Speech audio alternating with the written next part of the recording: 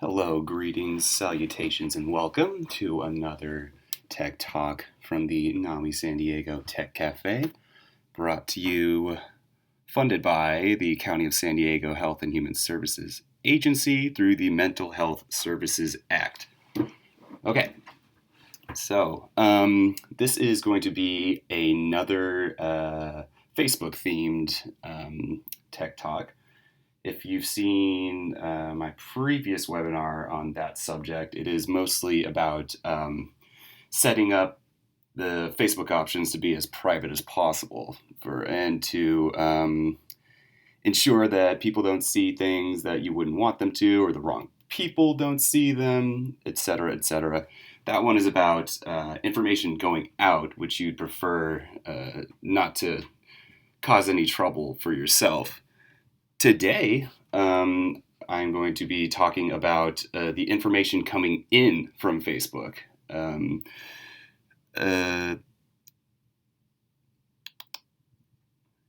So there's many different surveys about people getting their news from Facebook. That's kind of one of the primary sources these days. People are watching cable less and less, and we're in a very headline share, thumbs up and like, comment oriented society these days.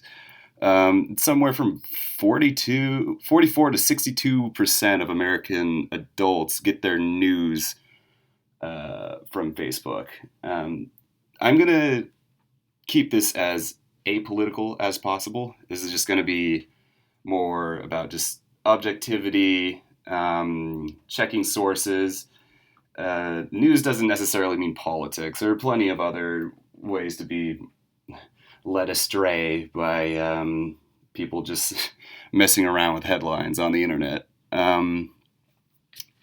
There's this paradoxical effect of being more connected to the world, but also being a bit disconnected, if that makes any sense. There's a lot of degrees of separation. We're just sort of consuming things bit by bit, and it's difficult.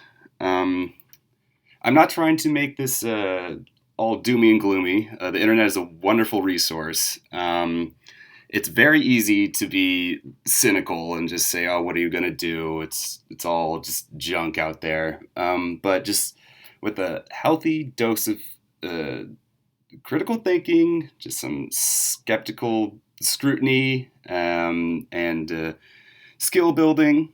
It's not easy. It's a bit more difficult than just being cynical and saying, "What are you going to do?" But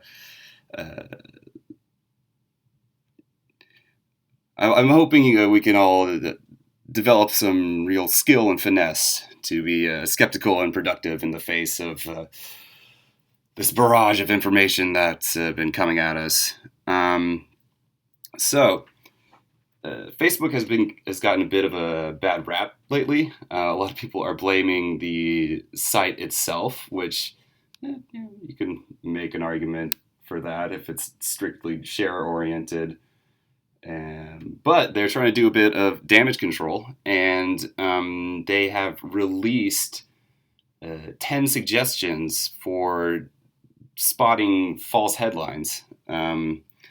So they're providing us with it's a very short list. It's just like a point and a sentence afterwards. I'll try to dive a little deeper into all of them for you as best I can within this half hour. But anyways, yeah, it's coming from Facebook itself. So, just keep that in mind. Okay, so let us get started. Okay, so the the first one, be skeptical of headlines. I forgot what the actual statistic is, but a very, very, very large amount of people, over 50% easily, will just read the headline and just go, "Oh, okay." That very rarely do people actually open up the article itself. So here's what they say: False news stories often have catchy headlines in all caps with exclamation points. If shocking claims in the headline sound unbelievable, they probably are. So, this picture here is from a simpler time when fake news was much easier to identify. This is from the Weekly World News, which I think is hilarious. Back then, it was less about the conspiracy and selling bunk products. It was just more of sensationalism with, like, where's Elvis this week kind of thing. So I just thought that'd be a cute little example there. World's smallest face, all caps, exclamation point. So to the previous point, the ad revenue for a lot of these things just come from shares and just sharing the headline itself. Like, people don't really need to open it and read it. And so if they can just make bank from just having people share this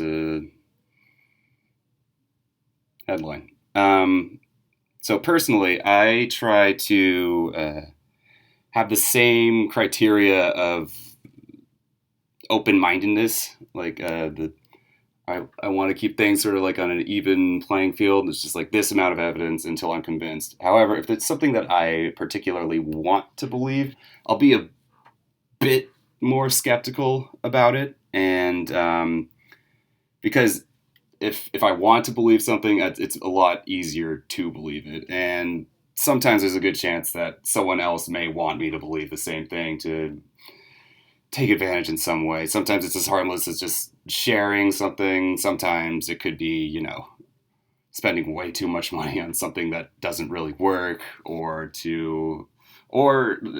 misrepresenting certain groups of people. And just, that's no good, is it? So this one's a bit more technical, but like barely.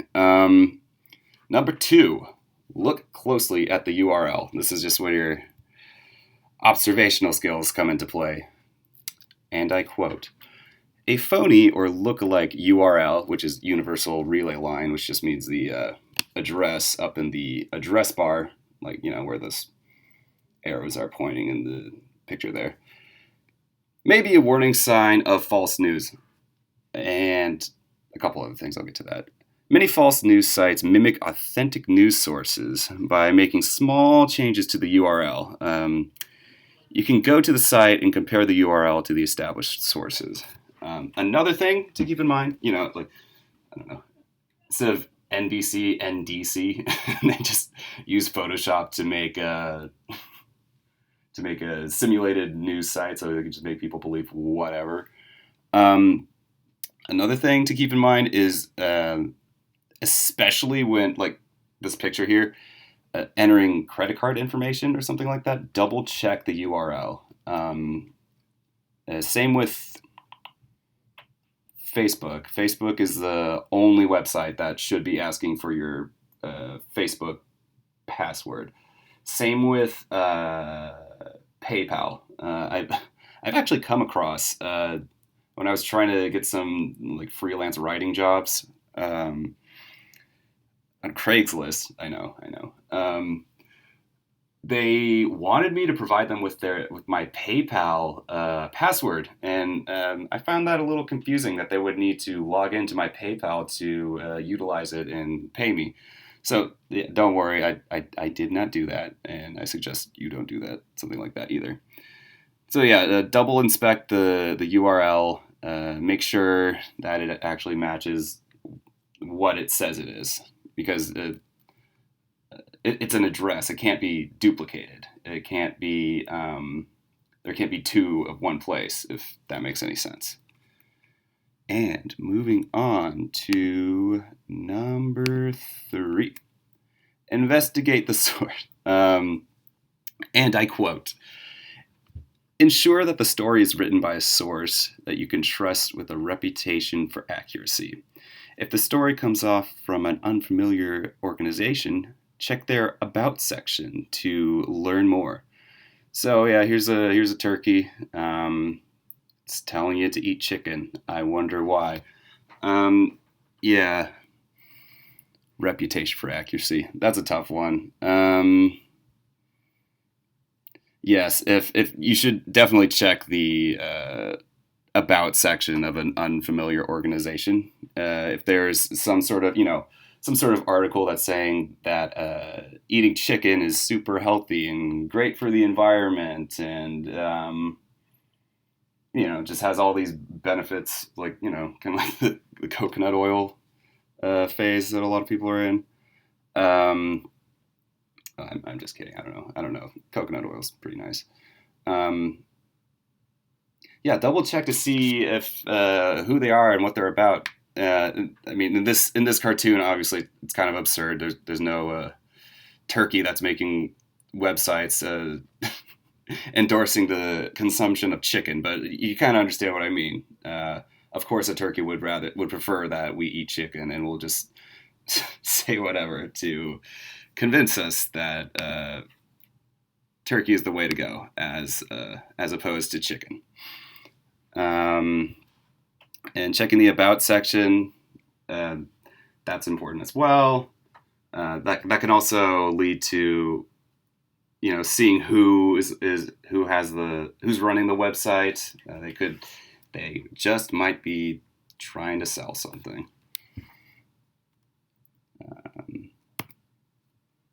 Watch for unusual formatting. So yeah, this one.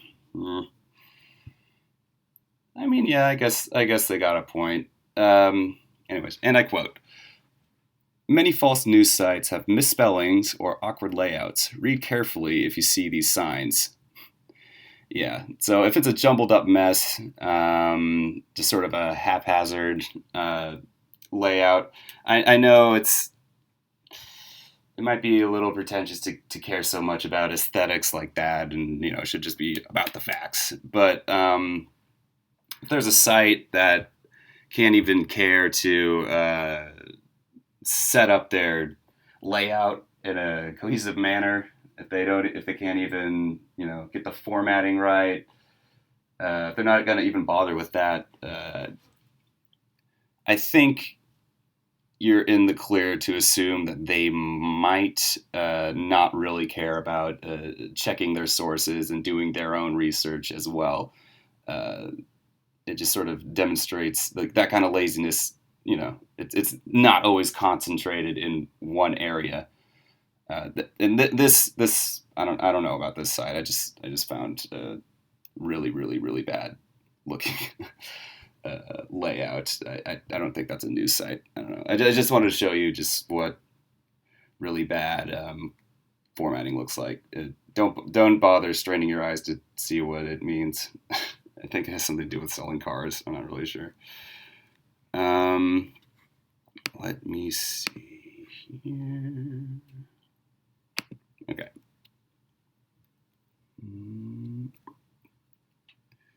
Consider the photos, right? Oh yeah, that was a famous one, the selfie stick. And I quote: "False news stories often contain manipulated images and videos. Sometimes the photo may be authentic, but taken out of context." Yeah, that's a good one. You can search for the photo or image to verify where it came from. Yes, okay. Let's see. I can't really show that right now, but there is a way to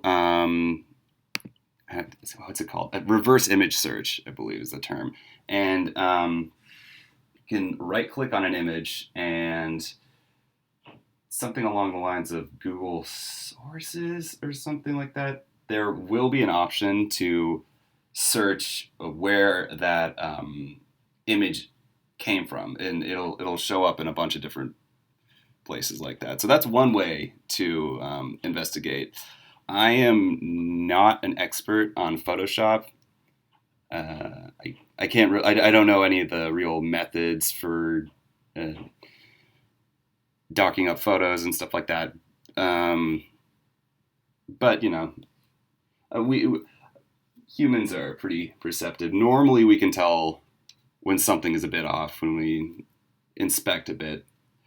Um, that's it's hard to say how to really know for sure if something's been photoshopped. But the out of context one, that's a lot easier. You can just do the reverse image search, and you can see if the image is in that context or something like that. If like I don't know, you see a picture of Johnny Depp crying or something like that, and it says Johnny Depp is really sad about people still using uh,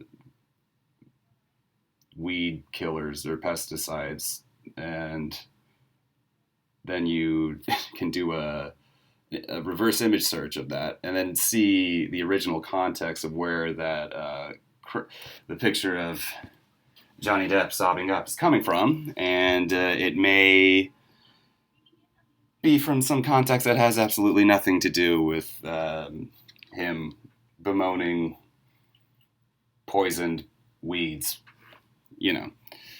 Um, Let me see here. So, inspect the dates. False news stories may contain timelines that make no sense or event dates that have been altered.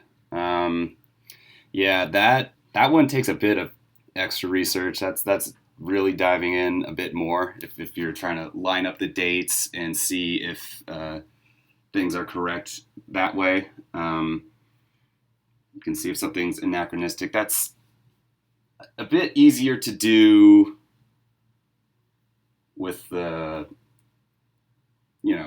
more ancient history, more back in the day kind of things, because we have more clear timelines, less information jumble. But it can be done, and it's a pretty solid one. If you find some sort of contradiction with dates, that is a solid. That's a very very solid way to spot some humbug and flim flam. Um, and so yeah, this is a anachronistic example. Unless there was some hair metal band that dressed like that, which there very well may have been. But when that was a mainstream fashion sense, they didn't have a lot of electric guitars or any or any. Excuse me. All right, that was number 6, 7. I don't know. Check the evidence. And I quote, check the author's sources to confirm that they are accurate. Lack of evidence or reliable on unnamed experts. Excuse me. Let's start that over. Check the author's sources to confirm that they are accurate. Lack of evidence or reliance on unnamed experts may indicate a false news story. This happens so very, very, very, very, very, very much with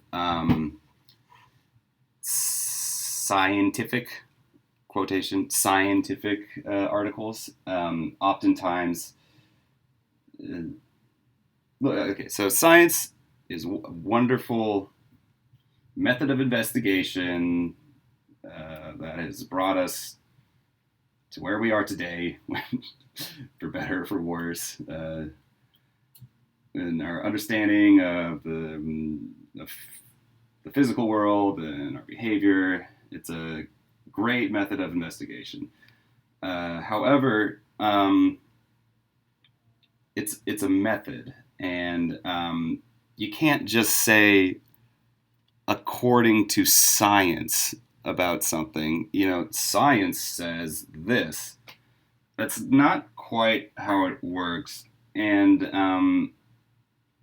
yeah, okay, this is getting complicated.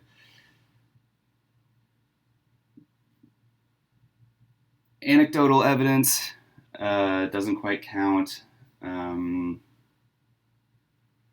If it's just one guy, and we can't, if there's just one guy saying something and there isn't really any study being cited with an abstract, a thesis, a conclusion, the method, falsification, replication. If it's just some guy says something, we can't really attribute the quote to science itself. Yeah, so this picture is just a bald men are more attractive according to science. You know, that's for any bald men out there. I'm sure that they'd love to hear that, and you know, they would just click share or click like or comment on it, going yay. So you know, beauty is subjective. There are plenty of perfectly attractive bald men out there. I mean, who am I to say? I just thought this was a funny picture because it was Jason Statham right next to a quote about science and baldness. So you can understand what I'm saying, I hope. People will all the time just use science says this, and it doesn't quite work like that.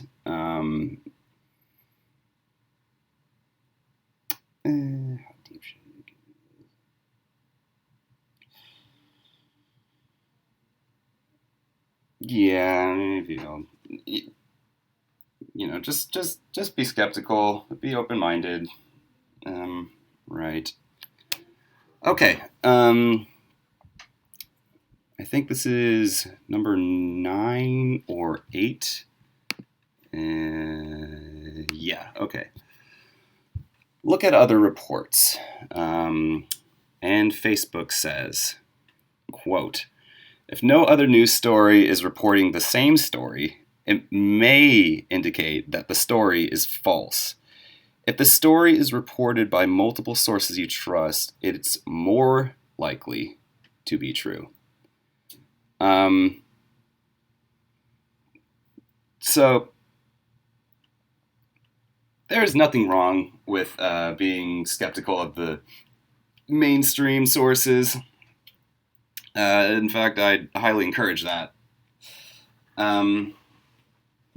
However, I'd recommend that one doesn't consider something going against the mainstream as automatically true. You know, there's often this sort of anti-authority way of doing things. You know, there's appeal to authority is a generally considered a fallacy, but people will find like a backdoor to do that by going against the establishment, by going against the typical story we're all being told, and they'll use that as this sort of like maverick, check me out, I'm the only one telling the truth sort of deal. That's actually also, you know, there's you can't believe one person just because they say I say so, and you can't believe someone else because they're saying nobody else is saying so. So yeah, here, dermatologists hate her. She is 51, looks 25. Local man exposes shocking anti-aging secret. Learn the $5 trick to her stunning results. So, right. Obviously, this is a real classic one. There are plenty of honest dermatologists out there who will who do not want you to have bad skin. They're honest, good, hardworking people, and they aren't gonna hate someone for finding a brilliant method that helps everybody out. Um, uh, if anything, I don't know. I'd be frustrated with this whoever this person is who's gatekeeping, or this local mom, this local mom who is holding back the secret for $5. Like, why can't she just release the information? Why is there this gatekeeping tactic of giving her $5 for this brilliant secret? I don't know. If she were really all about, bringing down the system, maybe she just released that information for peer review and such. um, yeah, so if there's just like one person saying something, it could be breaking news. It could be just breaking news, and they're the ones who got the scoop. But it's best to check other sources and see what's going on. If there's more verification, if there's just one, it's less likely. This one isn't really like a hard line. This is true. This isn't, because of this one factor. But there are steps to be taken that can help increase one's confidence in something being true. And I personally am not quite convinced by this local mom exposing this shocking anti-aging secret. All right, I think oh, okay. Yes. Is the story a joke? Quote, sometimes false news stories can be hard to distinguish from humor and satire. Ain't that the truth? Check whether the source is known for parody and whether the story's details and tone suggest it may be just for fun. Okay, so if you haven't heard The Onion, it is a wonderful, hilarious place. It's pretty much the top satire site out there. There are way too many people who share Onion stories and have no idea that it's a satire site. It's explicitly fake news for fun. However, so yeah, look out for The Onion and their sister site, Clickhole. They are not the only satire sites, though. So if you suddenly see something, if you see a headline that just really, really, really ticks you off, just makes you go, how can people believe this? Or like, how can people behave like this? Double check to see if they aren't, if it's just in jest, if it's trolling, so to speak. So for those of you who don't know what trolling is, it is a tactic for getting a reaction out of people for fun, usually a negative one. The most common ones are hateful messages or hateful comments about, like racist comments. That's just the easiest one. Or misspelling French words. That will really tick people off as well. If you misspell a French word on the internet, you will get corrected just like that. And yeah, so that's trolling. It's just sort of people getting a power trip out of affecting others just by typing. It's but The Onion is hilarious. Some stories are intentionally false. Oh, yes, yes, I do believe that is the case. And I quote, think critically about the stories you read and only share news that you know to be credible. Yeah, I guess that kind of speaks for itself. Don't click that share button until you're really sure. If you want to keep spreading the truth and keeping lies from spreading around. Oh yeah, and here's a cute little picture of a quote from Abraham Lincoln. Don't believe everything you read on the internet just because there's a picture with a quote next to it. Quote, Abraham Lincoln. I hope the irony speaks for itself and you get the joke. I really hope. So yeah, those are the 10 recommendations, the 10 really short and sweet suggestions that Facebook has provided us, so people will continue, I guess, or not be. It's Facebook wanting us to still use Facebook. A lot of people got really mad at the platform itself, and I think it's a good thing that they are providing these guidelines. There's always other places to get your news. And yeah, no need to be cynical. We can work together, try to find the truth, and use it to our advantage to make a more productive and honest world. Anyways, that I think about wraps it up. Yep, good on time. And again, I'm Sten Walker from the NAMI San Diego Tech Cafe. I hope this puts you at ease a little bit and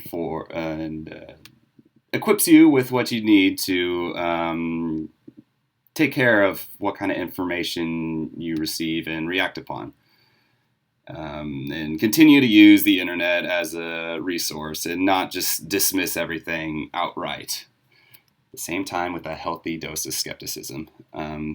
Thank you for watching, and subscribe, rate, comment for more. Go ahead and comment about any fake news snafus you may have encountered over your time on the internet, and maybe we can have a discussion about it. Thanks for watching. Bye.